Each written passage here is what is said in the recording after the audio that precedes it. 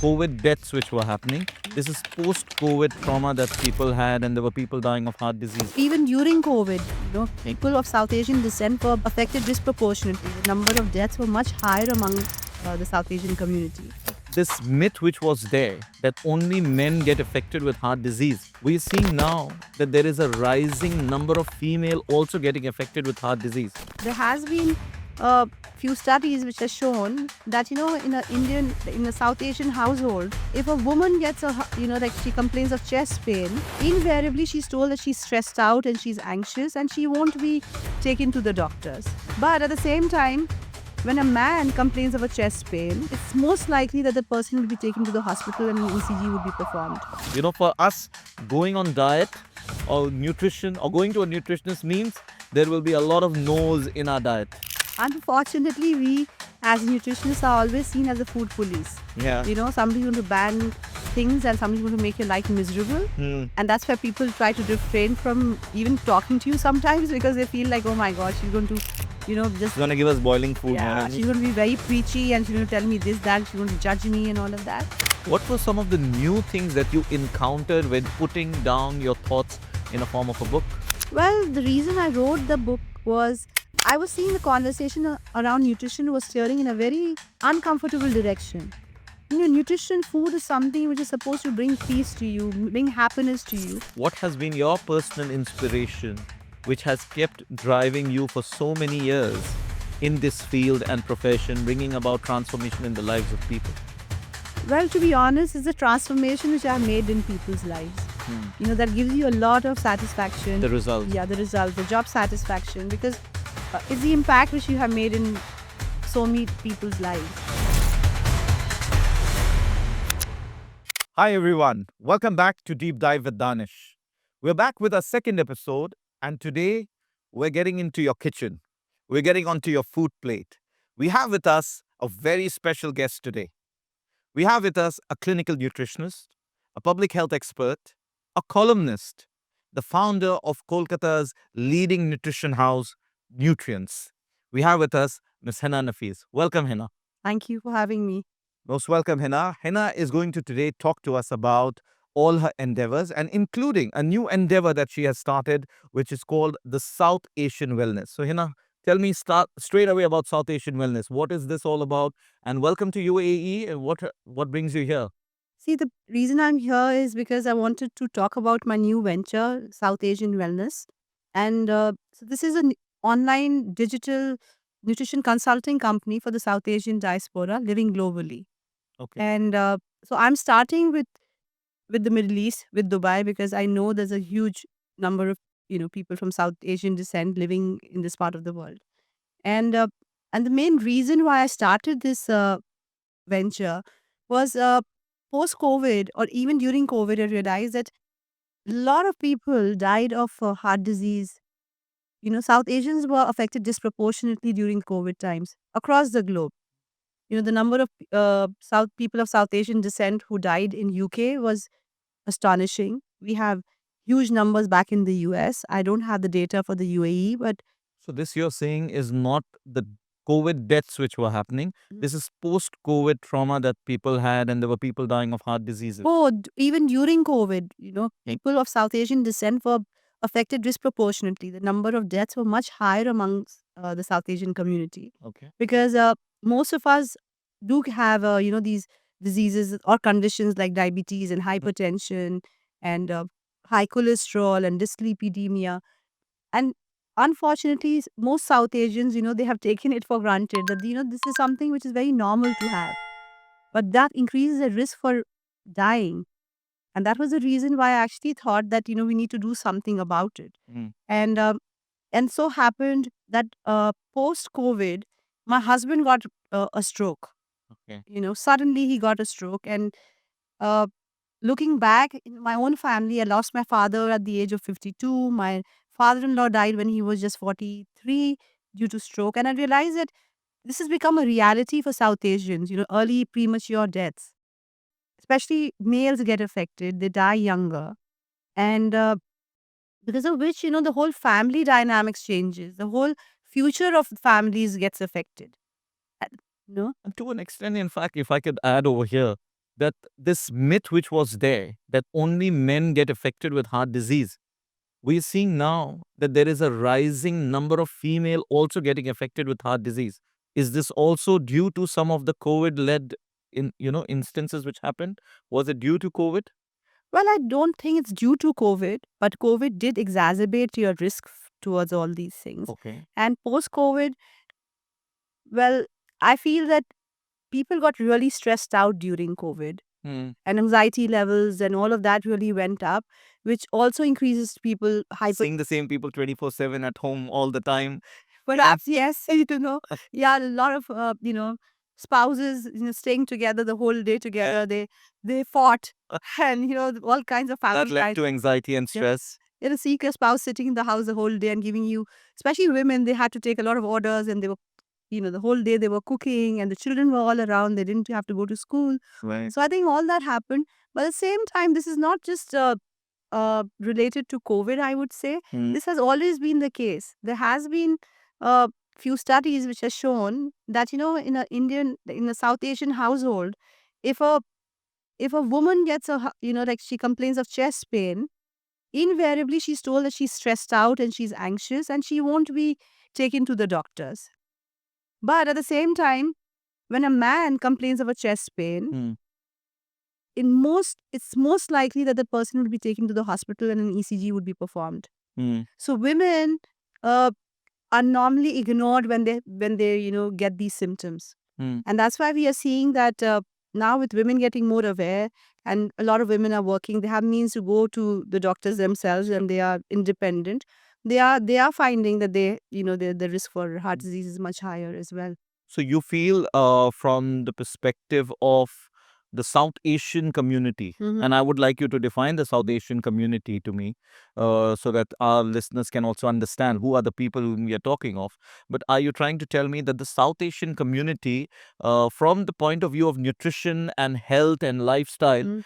have largely been overlooked? Well, of course, yes. Mm. See, there has been innumerable number of studies which has shown that South Asians have higher risk for cardiovascular diseases. That And who are South Asian so the communities? South Asian, and when I'm talking about South Asian in this context, I'm primarily talking about the South Asian diaspora living abroad, not in their home countries. So which nationalities are we talking of? So we are talking about Pakistanis, Bangladeshis, Nepalese, Sri Lankans, Indians, of course. and Indians, of course. So when people migrate, when people move out of their home countries and when they go to new countries, what has been observed that stress levels have been very high for people because they have to work harder, they have to fit in. Secondly, the foods, the culture changes because way back in their own homes, in their own respective countries, they would be eating mostly home cooked food when they moved out, right? And Yeah. in South Asian countries like India and Pakistan, house help and all that is much easily available. Sure. So a lot of food which is consumed is still home cooked, although things are changing there as well. But when people move from their respective home Mm. countries to new shores, Mm. they depend on outside food. Plus the culture changes, so they adapt a lot of westernized food in their diet. A lot of fast food comes in because they are working. They need food on the go. Isn't our gut getting conditioned to the kind of food we are regularly eating? So, for example, I'm an Indian, born and brought up, let's say, in India, and I spend around 25, 30 years of my life eating only Indian food, Mm. home cooked food. Mm. So, my gut system has got conditioned to a kind of food, category of food. Mhm. And then I moved to the Middle East as an expat. Mhm. And then I start exploring Mhm. food from other cultures. Right. And do you think that this can actually impact the gut? Definitely so, because you might be eating certain foods that you've never had before. So, there would be new sets of bacteria, good, Mm. bad, which would be, getting into your system. And it all depends on, your lifestyle also. It's just not nutrition, it's how you're sleeping, what your stress levels are, how physically active you are. So, Yeah. it's a lot of things in totality because, like your nutritional status or your health status is just not dependent on what you eat. Yeah. There are all the other lifestyle factors which Mm. plays a major role. Mm. Say you've been, and also things like smoking or alcohol or having shisha, especially in this part of the We had a Oh. long discussion on shisha yesterday. yes. So, all those alters your gut as well, Mm. right? And these things also Even exacerbate, shisha. of course, your lung health. I'm actually getting tempted to go on asking you questions on this, but I want to stop here for a while. I want to just quickly go back Uh-huh. to your academic experiences. So you have done your bachelor's from UK, from Mm. Liverpool. Mhm. You went on to Melbourne to do your master's. Recently, you did your master's in public health from the Harvard University. So you have chosen consciously, if I understand correctly, chosen consciously to go abroad and study about nutrition and public health. And yet you chose to come back to India, to Kolkata, to your home city, to start a clinic there. Mhm. And now you're coming to the Middle East. Mhm. So how do you link all of this, your foreign experience, your Western experience that you've had, and your Eastern, setting up your clinics and So back in the exposure day, in the East? when I wanted to study nutrition, nutrition was something which was not really well understood. Mm. Like people thought nutrition is just about cooking food. They didn't understand the science behind nutrition. That it's a part of both prevention and curative aspect of dealing with the patient. So of course there's a huge preventive angle to nutrition, but at the same time there's a therapeutic angle as well. And as I said that I realized that a lot of who we are is how we eat and how we live. Mm. We actually become conscious of our health only when we fall sick. Mm. We don't take care of it, and and then you have huge bills to pay, lives get affected, livelihoods get affected. So it has a huge bearing on your total existence, Sure. not just your well-being. So I think nutrition is a very, very important aspect of one's life. So it just so happened that I went abroad to study. It was not like really uh, premeditated or planned or something, but I just happened to go. But of course, this degree which I did recently at Harvard Mm. is something which was really thought about, because I realized that like changing people's diet is not so easy, and it's not just dependent on the individual itself. It's a much larger and a bigger picture, and there are many stakeholders who are involved in this, from you yourself to your family to your larger environment, the government, everything. Say, for instance, if you talk about children, nowadays a lot of children have childhood obesity. I have had children as young as 8, 9 year olds who have high cholesterol, fatty liver, and all kinds of things. So when you talk about that, many times, the school puts the onus on the parents that, you should give this tiffin to your child and this is what the child can bring to school. But at the same time, the school has, canteens or refectories where a lot of junk food is being sold. Sure. So the child is also spending a lot of time in school. So school also needs to have a wellness policy, right? So there are a lot of stakeholders involved, and that's why, it's just not the role of a clinical nutritionist or a dietitian who can Mm. always help, Mm. because there's so many different triggers which makes you do what you do or what you Mm. eat. Right. So, and that's the reason why I wanted to study public health, and I was lucky enough to get through Harvard. Mm. And so it kind of gave you a much larger and a much bigger perspective that how you impact policies, how can you influence the government to make certain policies, and so that they can work towards improving people's health. Because see, when health deteriorates of a person, collectively the health of the country is getting affected, and there are huge healthcare costs and burden in countries like ours and even elsewhere.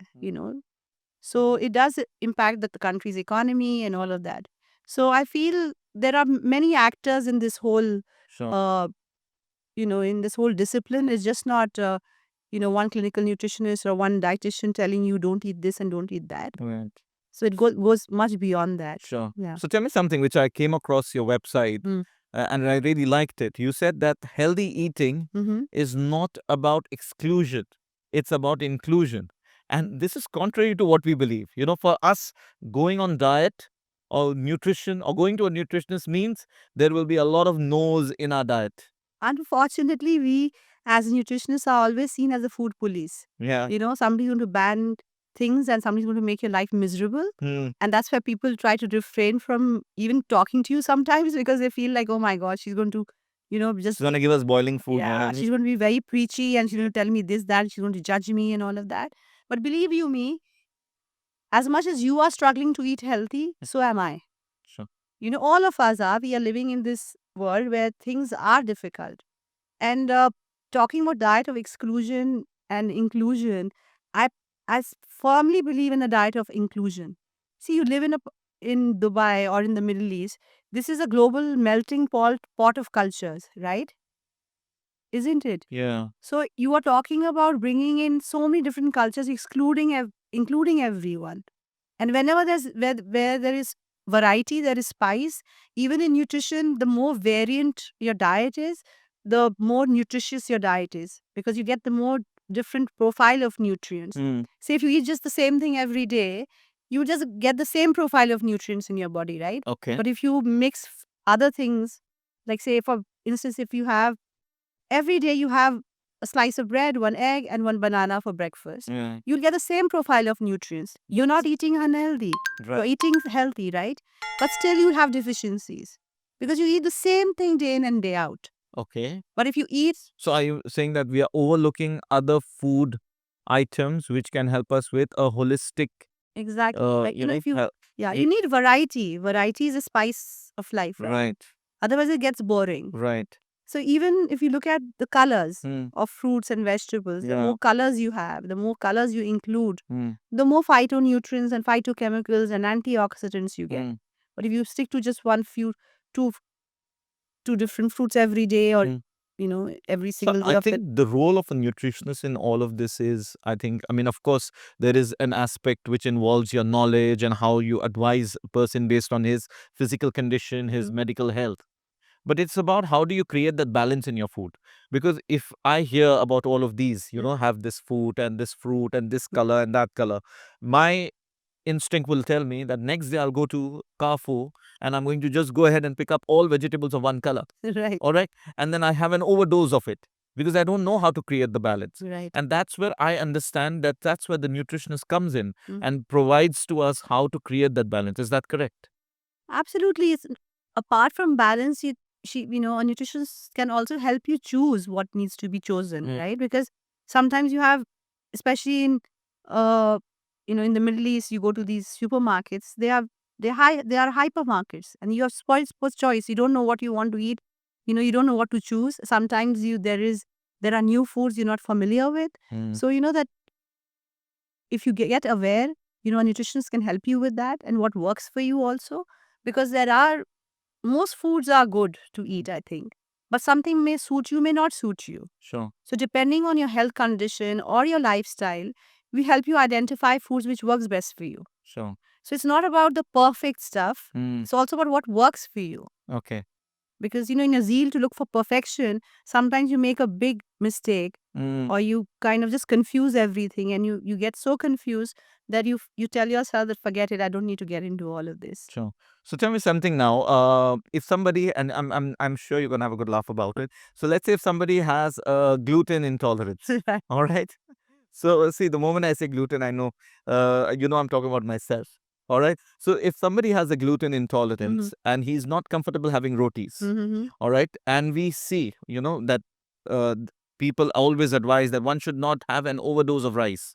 You should have a balance. At night we should have something like rotis, made of wheat and flour. But it doesn't work for me.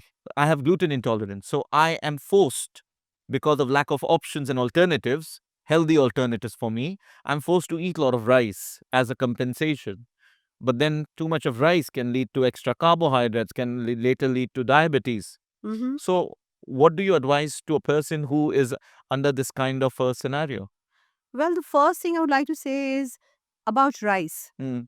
Like I don't know why in South Asia, and most South Asians, have criminalized rice as a food which makes you put on weight, or as a food which makes you diabetic. Mm. You know, and I really don't believe in that, because according to me, rice is one of the most safest food on the planet because it's the least allergic food. When you get diarrhea, or when you have small children, when you start weaning them, what do you feed them? Normally rice, boiled rice and stuff like that, because it's very easy to digest. It's least allergic. Secondly, if you look at the rice eating nations of the world, from Japan to Korea to Thailand, Indonesia, Malaysia, apparently obesity rates are much lesser there. Of course, it's coming in because of westernized diets getting introduced in those countries as well. But they have lesser amount of these conditions like diabetes and obesity and all of that Mm. compared to the wheat eating nations of the world. Mm. Like, if you look at US, you look at UK, you look at all the European nations, their main the food staple is wheat, Wheat. and they are more wheat reliant countries. Mm. They have high rates of obesity and heart disease and all of that. So it's not the rice which is a problem. Where is the problem then? The problem with South Asians is the amount of rice we eat, Yeah. you know. So that's where the problem is. If you don't balance your plate, Mm. you don't mix it with enough protein. We are very carb rich eaters, right? Mm. We count food as kitni roti khai, Ji. kitna chawal khaya. Somebody asks you, have you eaten in It's Bengal? always about more. Yeah, it's also always about the grain. It's always about the staple. Oh. Like, in Bengali, they'll say bhat khecho. Mm. Like, खाने का मतलब है कि आपने चावल खाया कि रोटी खाया. Nobody will ask you, did you eat chicken or did you eat vegetables or did you eat dal? Mm. Has anybody ever asked you that? No. They'll always ask you, कितना पराठा, कितनी रोटी, चावल कम क्यों ले रहे हो? और लो, और लो. है ना? It's always about that. And the Eat more other rice. thing amongst us South Asians is पेट भर के खाओ. हाँ. Stuff yourself up. Yeah, so that's Yeah. where the problem is. This is a part of a culture where we force people to eat Uh-huh. and we want them to eat full to a point that, it gets into your bloodstream as high sugar or maybe more fat. And that's where the problem lies. It's not the rice Right. or it's not the roti. It's the way you're eating it, Yeah. the way you're consuming it. In fact, something interesting that we see in our culture is right from the time a child is born, you have celebration, and in your celebration, Mhm. invariably, let's talk about the city where I come from, Kolkata. Right. If a child is born and you're having a celebration, Mhm. it's about eating biryani. Right. All right. And then as he moves from one milestone to the other milestone, and then he reaches a point where he enters school, there's another celebration. Again, you're eating biryani. And then he moves on to another milestone where he completes his high school and he gets very good marks. Sure. You celebrate it with food and biryani. Till the point a person dies, and then a few days later, you're again eating food. All right. So milestones are celebrated Mhm. with only food. Well, see, food definitely is a part of our celebration. Yeah. But the problem today is that we are over celebrating. Mm-hmm. In a household, today, every single occasion is being celebrated. Yeah. Earlier, when we were growing up, we wouldn't celebrate our birthdays every single year. True. It would happen like once in 3-4 years. If you had many siblings, 3 birthdays were clubbed. Yes. But today it doesn't work like that. Yeah. If you have a pet in the house, you will probably be celebrating your pet's birthday also. Yeah, true. Isn't it? So we are over celebrating. Mm. We are overeating. Like under any pretext, we want to go and eat out, or for that matter, delivery apps. Mm. It's there in India. It's also there in the UAE. I mean, people might think that people back in India don't order food that much, but people are ordering as much food over there as well. Like today, if you don't like something which is laid on the table, you'll just get up and you'll order something. Mm-hmm. But when you were growing up, would you be able to do that? True. So it's not the celebration I'm against. Celebrations are good because it also Bring the family together. reinforces health, mental health. It makes you feel happy when you meet people, it helps you reinforce relationships. Mm. And that's when, you get over a cup of tea or a meal. If you call someone and you don't feed them, nobody will come to you, Sure. right? So those kind of celebrations and eating together, I think I'm completely in for it. Okay. I'm not against that. But, if it's happening way too often Mm. and way too much, and also it's a very pertinent point that nowadays when you have a small celebration, it's not just restricted to few food items.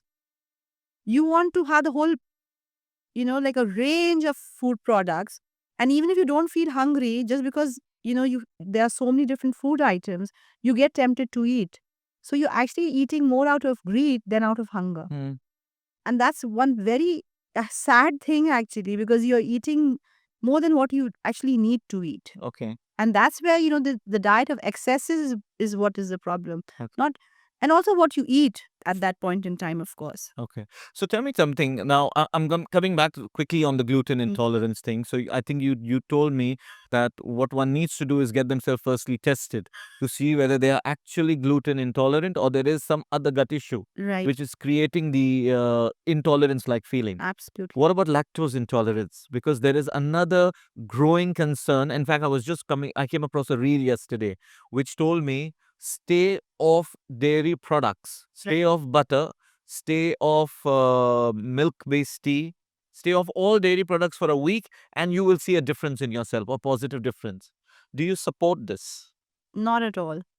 Because I think in this Instagrammable world, in the world of gram, um, a lot of myths are being just circulated without any reason. And intolerance is one word which is very badly misused today. Talking about gluten intolerance, like just because you've heard that you have, there's something called gluten intolerance, and you do probably have problems digesting wheat or bread, which makes you believe that you have it. But it just could be, a bad digestion or a weakened digestion because of stressful lifestyle you're leading. So it could be a secondary gluten intolerance, not primary. It's not that you have it. It's because you have, Something else is triggering yes, your need. because your digestion has gotten weakened. When you eat gluten, you're unable to digest this because gluten is difficult to digest. So But you, gluten is good for the body? of course, it's a protein. It's a good protein which Okay. comes from wheat. So there's no harm in having it at all. Okay. You know, But uh, today gluten is a villain. for a lot of people, Yeah. of course, and more so, even lactose for that matter. Mm. If you go to any hotel in a buffet, you'll see various different kinds of milk, from oat milk to hemp milk to rice milk to almond milk, Yeah. and some of them are so expensive, Yeah. to be used on a daily basis. But one mustn't forget that milk is the primary source of calcium in your diet. What about your bone health? Mm. Life is not just your gut, right? Right. And calcium from milk products is also something which is protective to the heart. It helps you regulate your blood pressure. So a lot of people, give up on milk products, and then they realize that, the blood pressure is not staying in within limits.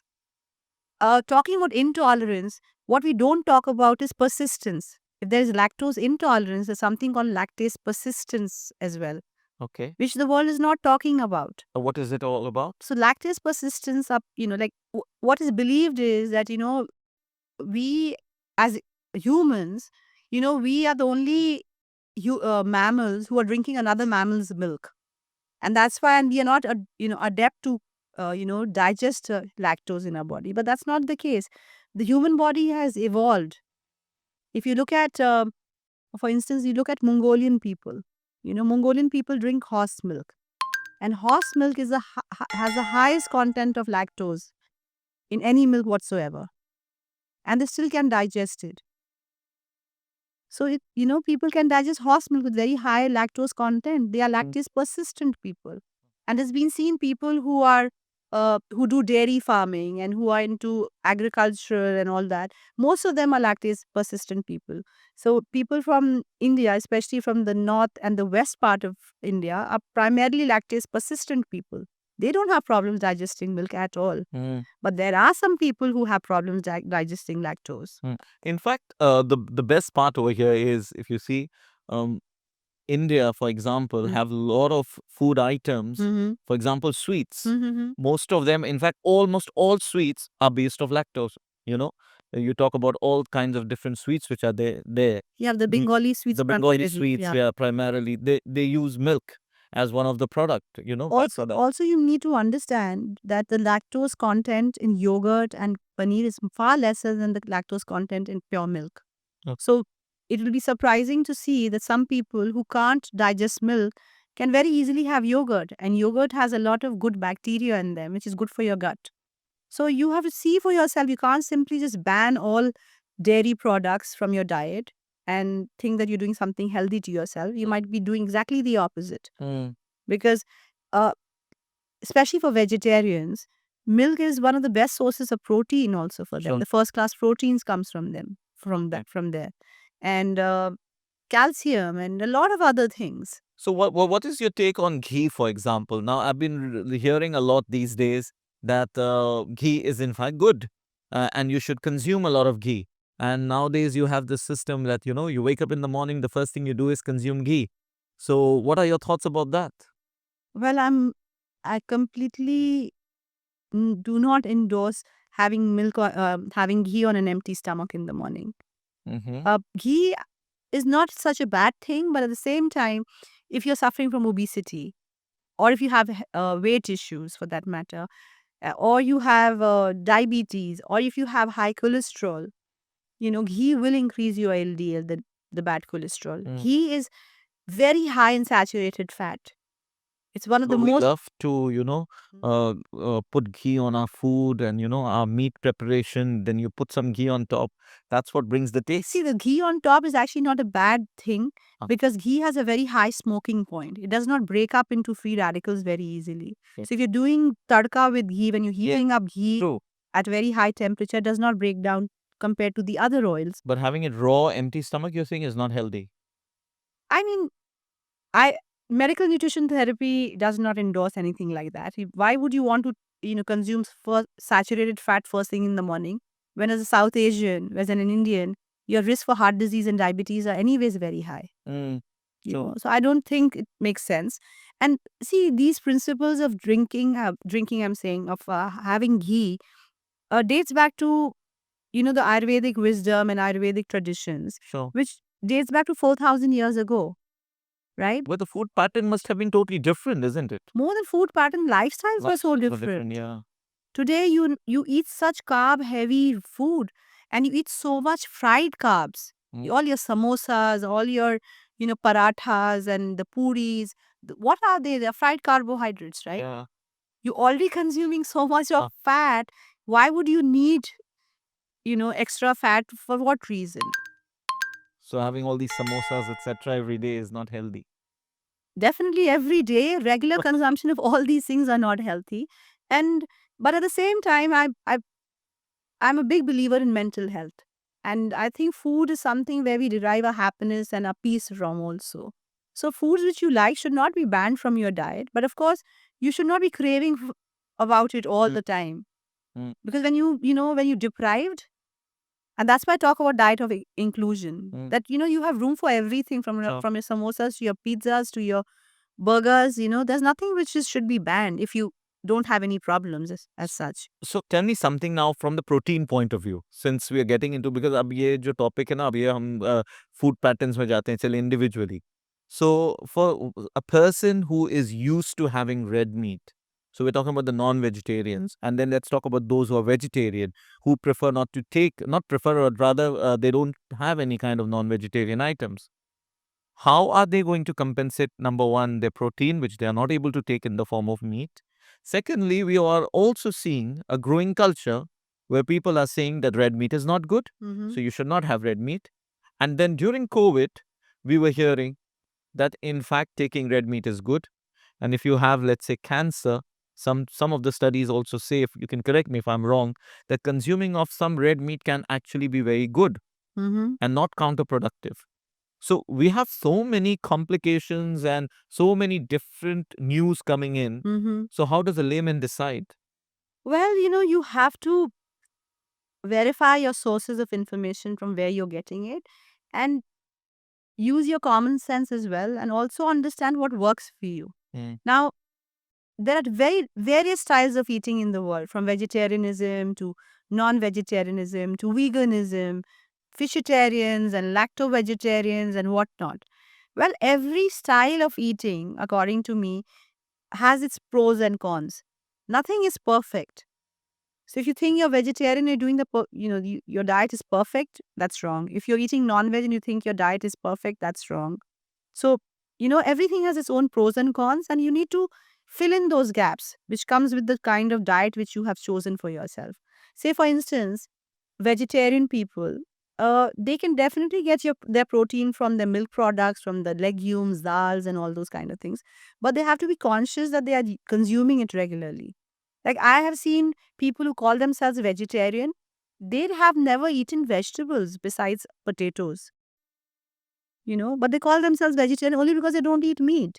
But I'm there's I'm smiling because when I have to eat vegetables along with my meat, invariably I'm only having potatoes. Yeah, so That's the only yeah, vegetable. some people have just two choices, just bhindi and aloo, and And that's paneer maybe. yeah. So paneer is not a vegetable anyway. It's dairy product. It's a dairy It's a product. dairy product. So you call yourself vegetarian, but there's no sign of vegetables in your diet. okay. So uh, and then So we're probably talking about the different colors that you mentioned. yeah, and plus you may be having a lot of fried foods and uh, I mean those carb-rich food because you have to fill yourself up, right? Sure. So you probably have bread with a lot of butter, or you'll have roti with just little chana. Sometimes people don't even do that. I know some people who just have roti with little ghee and chai for breakfast, or they're having just thepla for breakfast. Okay. So they would say that this is healthy. I'm eating a whole grain. I don't eat non-veg. But that's not healthy because you're missing out on your vital macronutrients like protein in your diet. Now, or you might be over consuming milk products. You're having a lot of full fat, like rich paneer every day. That will increase your cholesterol. Yeah. So there is a pros and cons to all different styles of eating. Mm. Talking about non-vegetarianism, especially women, they call themselves non-vegetarian, but they hardly eat fish or meat or chicken. Mm-hmm. So, when you eat non-vegetarian, the food is very rich in B12. It's rich in zinc. It's rich in iron. So you more of very often if you come across Muslim women, Mm. they are anemic. Mm. They should be They're what cons- presumes yeah. meat, meat. but they're not actually consuming it. Or even if they consume, they have such a small, tiny bit of it. Mm. They're just so-called non-vegetarians, Okay. right? So that's where the problems are. Like you may be belonging to a certain group or style of eating, a style of eater you may be, but you may not be getting what you think you are getting. So you end up with deficiencies, and that's where the health goes haywire. Again, talking about meat, see, there's a lot of bad press meat has got, Mm. right? So if you see in the Western world, they say that meat causes cancer, but a lot of meat which is consumed in that part of the world is highly processed meat. Mm. The salamis and those sausages, they are very high in these preservatives which are rich in sodium nitrates and nitrites, which are carcinogenic. Mm. But in India or in Pakistan, people actually eat. They're very fortunate to be eating fresh meat, freshly slaughtered meat. Mm. So if you don't have too much of fat and you remove the fat from the meat is giving you a lot of nutrition. Okay. B12. Today you have so much mental health problem.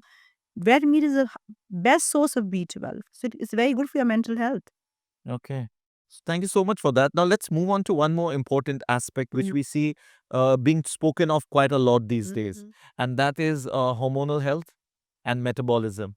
And but before we get to that, there was something which came in my mind, and I think when you mention about this mix of nutrition and different B12 and so on and so forth, I think there is been a tendency of following whatever is trending. So I remember there was a movie which released a few years back, Right. a Bollywood movie, in which one of this actor had put on a lot of weight because he was playing a certain role, and then he had to lose a lot of weight because in that same movie he starts as a person who's very thin and then he puts on a lot of weight. Okay. All right. So what he did was, in order to shoot for the movie and be motivated, Mhm. he first did all the shooting where he has to be, he has to appear fat. Okay. All right. So he ate a lot of food. He tried to, become bulky. And then he was motivated to lose weight. And so he said it's all about the math behind calorie intake and how much calorie you burn. Mhm. But when I hear you now, I believe that it's not only about calorie because, like you said, you could have fipla Mhm. or pepla and you could get all your calories, Mhm. but you are not getting the right nutrients that you need. Absolutely. See, food is just not about is not just eaten for your weight. Mm. The primary role of food is to give you fuel, right? To give you energy, to do your daily chores. Both mental and physical energy. Without which food is sacred. Food is your energy giver. So food is not just eaten for weight loss and weight gain. Unfortunately, that's what the conversation today Yeah, is true. all about. Absolutely. So talking about that, there is this concept of calorie density or nutrient density. So there's foods which are very calorie dense. For example, take a bottle of Coke, Mm. right? It's got nothing but calories. Mm. Saying that, Coke can also be a very useful thing. It could be a lifesaver for a person who's diabetic and who's going through an episode of hypoglycemia. His sugar has completely crashed. Right. And you give that person Coke, that person will spring up into action in 5 minutes. So, it's how you use things, Okay. right? So, uh, Coke is actually a calorie dense stuff. It does not give you enough nutrition. But say if you have a mango will give you calories, but at the same time, it will give you fiber. It will give you vitamin A. It will give you vitamin C. So it's calorie dense as well as nutrient dense. So if you are wiser, what would you choose? Hina, thank you so much. That was very insightful information that you gave. Thank But I want to come back to the other question that I asked you about hormonal health and metabolism. So we of course understood that the calorie math is something which we should not be blindly chasing and following. How do you address the issues around hormonal health and metabolism? Well, there are various reasons why your hormone gets affected. Mm. Uh, there's your food. If you gain excess weight, like you see a lot of young girls, suffering from something called polycystic ovarian syndrome. Now, that's a hormonal problem. You will see that when you uh, consult them, invariably they don't eat much because they're scared of putting on weight. But even with very low quantity of food, they put on a lot of weight and then they have issues, with their periods and stuff like that. And also, one thing which is becoming very common is infertility issues, both male and female, because of the lifestyles people are leading, the kind of food they are eating, the kind of recreational things they do, especially smoking and vaping and doing shisha or hookah is having a bearing on their reproductive health because it's messing up their hormones. So So there is a lot of, and you have things like hypothyroidism and even diabetes for that matter is a hormonal problem. It's your insulin hormone which is not functioning properly. So your lifestyles, the way you are leading your life, how much you sleep, what you eat, what you drink, what are you using to shampoo your hair, the kind of pollution you are, living in, all that has an impact on your health and especially your hormonal health. so when you talk about how much you sleep, Mm-hmm. are you also belonging to the school of thought which believes that you have to sleep 8 hours a day in order to be very productive the next day? Because when we look into, again, traditionally, if we look into religious scriptures and how people used to live in the past, Mm-hmm. we don't tend to find anything which specifies a certain hours or duration of sleep. Right. Well, see, lives have changed, lifestyles have changed. Today, why don't people sleep? Because they are stressed out, and stress is not letting them sleep in most And cases. blue screen. And the blue screen, Okay. of course. So, over reliance on blue screen. Why do people watch so much of stuff? Because they're not at peace with themselves, and they're continuously watching things. It's creating stress, right? Mm, Sometimes they're using the blue screen to bring down their stress levels. sure. Now, if you have very high levels of stress, you'll have something called the cortisol hormone rising in your system. And if you have your cortisol going up, it will affect your other hormones. It will release more blood into your sugar stream, and with time you'll become insulin resistant, and with time you can become diabetic as well. Mm, So that is why in today's time, sleep has become extremely essential. mm, See, like the way you charge your phone, don't you? yeah, You need to charge your body for the next day's sure. you know onslaught of things. So sleep is extremely important, but the duration can vary between people to people because the quality of sleep also matters. Sure. There are people who sleep for 10 hours but still don't feel rested. Mm, Now, that sleep is no good. mm, But you may be sleeping for 5 hours, but you wake up and you feel energized and you feel good. mm. Then the sleep So was there done is the this job. concept of REM sleep and Yeah. etc., right? Yes. All that is there, but Yeah. it's the quality of sleep. Like how much of REM sleep are you getting or not getting? That's supposed to be your quality sleep, Yes, isn't it? definitely. So sleep again, if you go by evidence and if you go by science, one needs at least 6 to 8 hours of sleep on a daily basis to recharge themselves.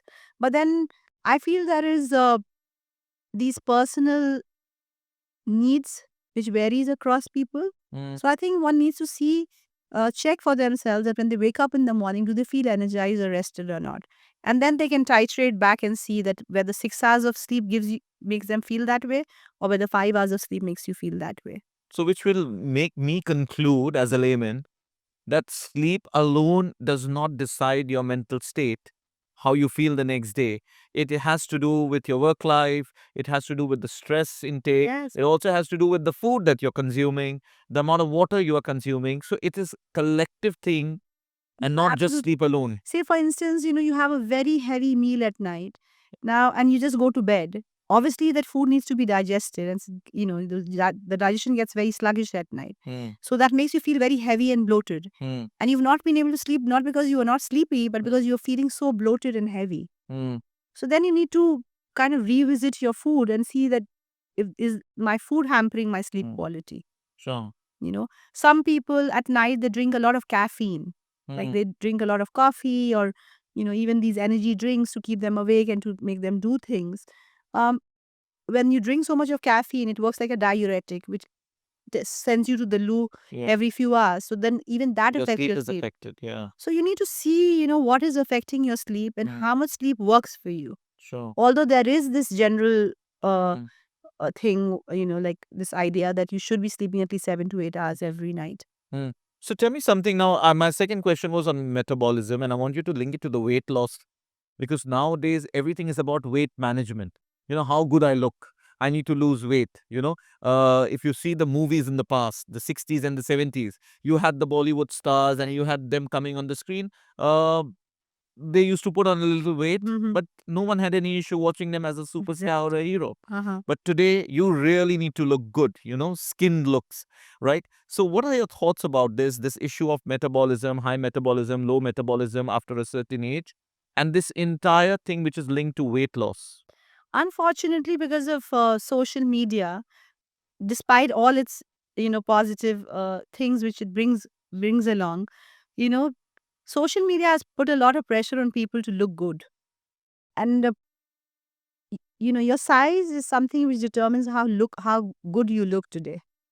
So people have become so vanity conscious rather than health centric, and that's why this whole thing about metabolism and sleep, weight, and all these conversations are happening, Mm. right? So of course, what is metabolism? It's a complex chemical pathways in the body which helps you produce energy. There's nothing more or less than that. Okay. So Then which helps burn the fat. yeah, so you need to eat food to produce energy. Now Mm. people want to have high metabolism, Mm. but they want to lose weight and they eat less, so they reduce their metabolic rate. Okay. So you need to eat the right foods. There are certain foods which have something called high thermogenic effect. It Which produces, increases the metabolism. yeah, because foods like proteins, Mm. to digest protein, the body needs to expend more energy. Mm. So those foods have a high thermogenic effect. Those foods will increase your metabolism. Your exercise, how much you move will increase your metabolism. How much water you drink will increase your metabolism. Mm. How you think will increase your metabolism Mm. also. Because if you are always feeling depressed and anxious and nervy, then you don't have the energy. It's not because you haven't eaten, you've eaten everything and you still don't feel energetic. Mm. So we have these fat diets nowadays that we'll skip the night meal. Mhm. All right. And then we'll have these intermittent fasting where I'll probably have an early dinner at 6 o'clock in the evening. And then the next day morning, I'll straight away have my lunch at 12 o'clock, 12 noon. Yeah. So we have about 18 hours of fasting in the middle. And we Well, call it intermittent fasting. well, all these things work short term, definitely, because the whole idea about intermittent fasting is calorie restriction. Mm. You shorten the window of eating. You Sure. don't let anybody eat for more than 8 hours. And in that 8 hours, that person is allowed to eat whatever they want. Okay. So there are some people within that 8 hours, they consume much more than what is needed and still don't lose weight despite being on an IF.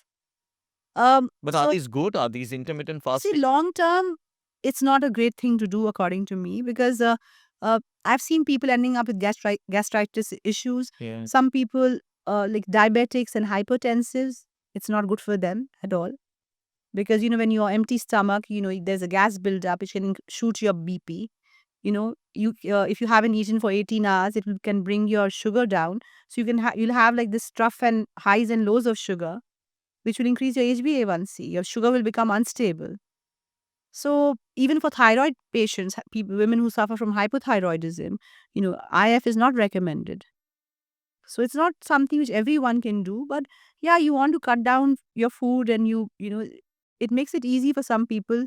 Mentally they are conditioned that okay, I'm not supposed to eat for 18 hours, and then they don't eat it, and then they feel that they in that 8 hours, which is when the eating window is there, they can eat whatever they want. So Sure. they feel a little more free. Mm-hmm. But the whole idea behind IF was not anything else but you know removing the feeling of deprivation, and at the same time giving calorie restriction to the person. Mm. Yeah, because I remember I had done an intermittent fasting a few years back, and I drastically, in 1 month alone, in fact, it happened to be Ramadan as well. So I was fasting, but I strictly cut down on how I was breaking down breaking my fast. So I tried to keep it healthy. I would break it with almonds and walnuts and fruits, but I brought down the protein level to almost zilch. I would just take one brown bread after that and maybe take one small piece of meat. And I did that for 30 days and I had a remarkable weight loss in that period of time. I came down from almost 86 or 87 to 76, In a 10 month. kilos in a month.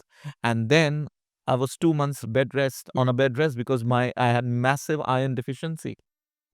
So that's what it is. You know it, right? So it's it's not healthy to lose so much weight at one shot. So one should always do it under the guidance of somebody who is an expert who can study their body, their system, and advise them.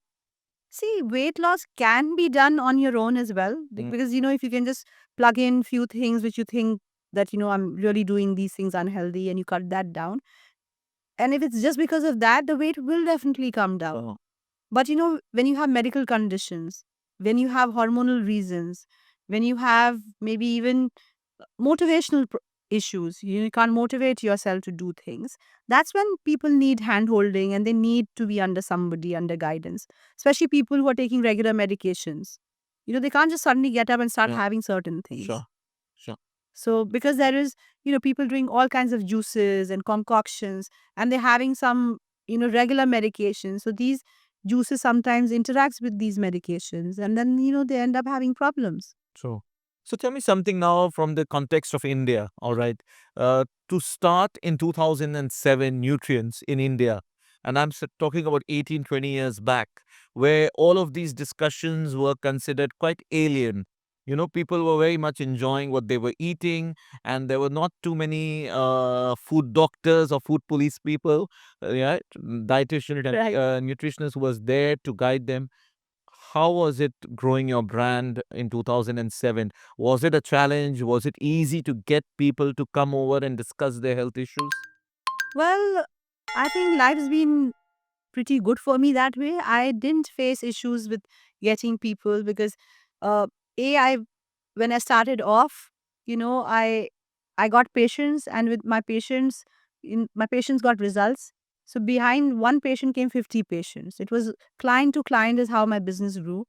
And during that course of time, I started writing for the Telegraph newspaper. And in fact, before writing for Telegraph, I used to write for Times of India.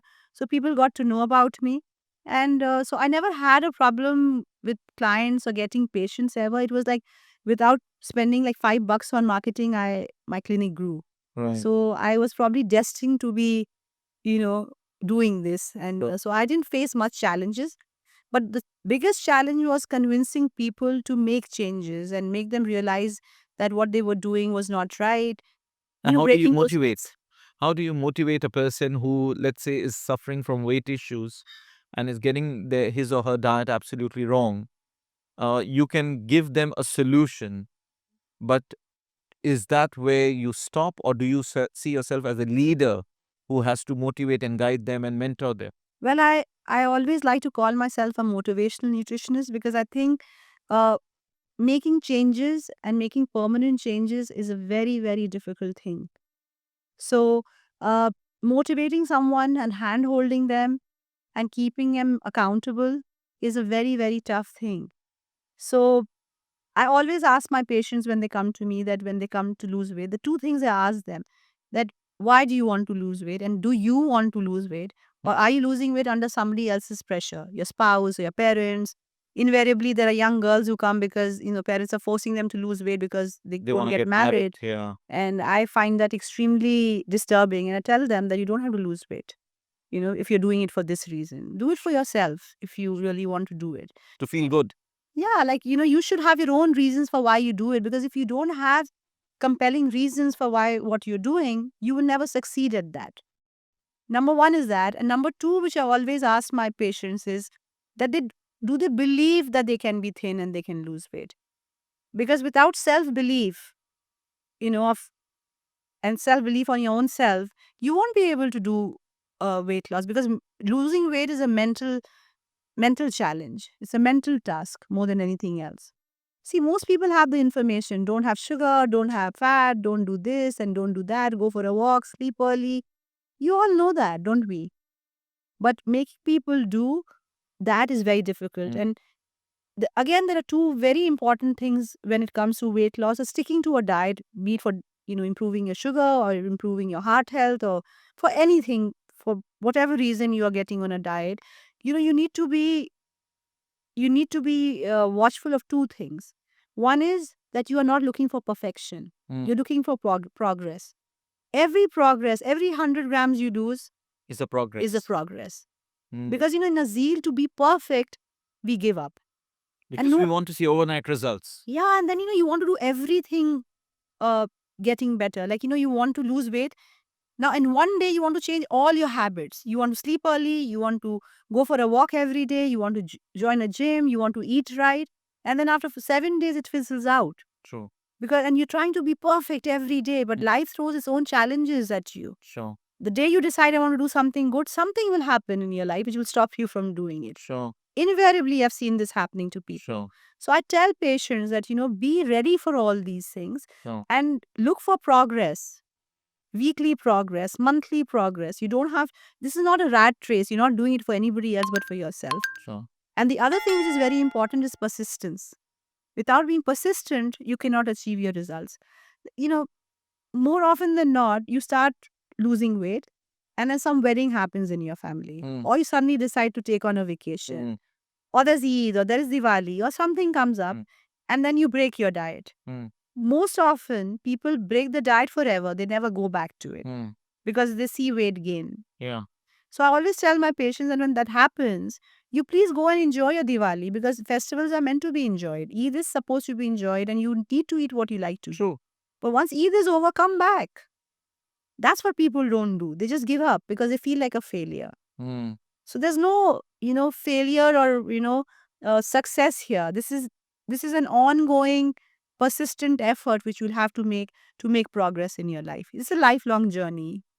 Sure. So tell me now a bit about the book that you wrote, Good Food and Bad Food. Am I right? Yeah. Now, what really inspired you to write that book? And while writing this book, and I'm sure it was a reflective process over your journey of 20 years in this field, what were some of the new things that you encountered when putting down your thoughts in a form of a book?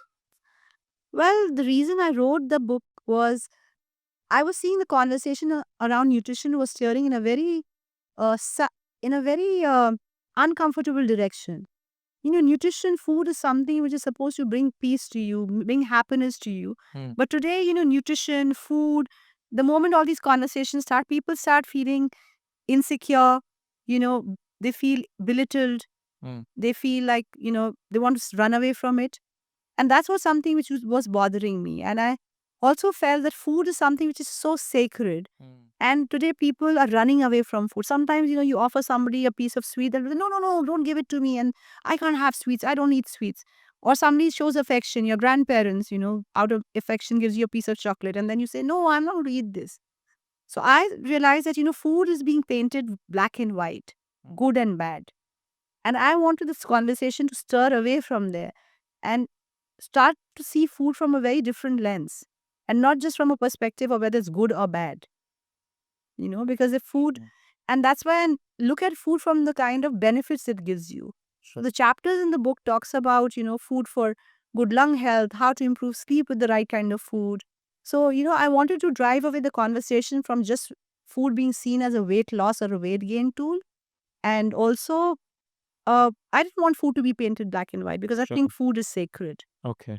All right. Now, before we leave the session, I would like you to share 5, if for all of those who are watching this program, and some of the people might be commuting right now Mm. in the traffic of Right. UAE. So, what are the 5 small and powerful changes that you can recommend to them, which will create a massive impact in their life? Or 3 to 5 changes that you could recommend to them, small changes which they could start from. The first thing I would say is don't be scared of eating. Whenever you eat with a positive mind, because when you eat with a negative frame of mind, the food will affect you. Number one.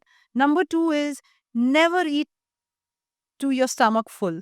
You should always eat a little less than, where it makes you feel full. And and I think, the third very important thing is that you need to move. Movement is extremely Get essential. moving. Get moving. The ones who are on the car, you're telling them to get moving. Yeah. Yeah, definitely. When they get off the car, maybe they can park the car a block away or something and move a little bit more. And if you can't exercise, move at least 10 minutes after every meal. Sure. Okay. Thank you so much. But before you leave, one last word. What has been your personal inspiration, which has kept driving you for so many years in this field and profession, bringing about transformation in the lives of people? Well, to be honest, it's a transformation which I've made in people's lives. Hmm. That gives you a lot of satisfaction. The results. Yeah, the results, the job satisfaction, because it's the impact which you have made in so many people's lives. Because, it may sound like nutrition and food and weight, but you don't know the kind of bearing it has on people's well-being. Yeah. It's unimaginable how people, the whole their whole lifestyles change. Yeah. You know, There are social stigmas as well, isn't it? absolutely. So it kind of gives people a new lease of life when their bodies change, when their health improves. Especially when young people who've been suffering, young girls, who have weight issues, and because of which they are being stigmatized, and the kind of things they have to hear on a daily basis. When I see them feeling happy, I really feel good about that. Okay, Mm. thank you so much, Hina, Mm. for taking your time out. It was really a pleasure listening to you and benefiting from your knowledge. Thank you all for taking your time out and listening to me. Today's session, Deep Dive with Danish, was more with Deep Dive with Hina Nafiz. We learned a lot about what kind of food we should eat and how we should manage our life. There is a lot more for us to learn. I hope our uh, viewers can connect with you on social media. You're pretty active on Instagram and LinkedIn and Facebook, so we can connect with you on the social media. Thank you so much for watching, and we'll be back with a third episode very soon. Thank you.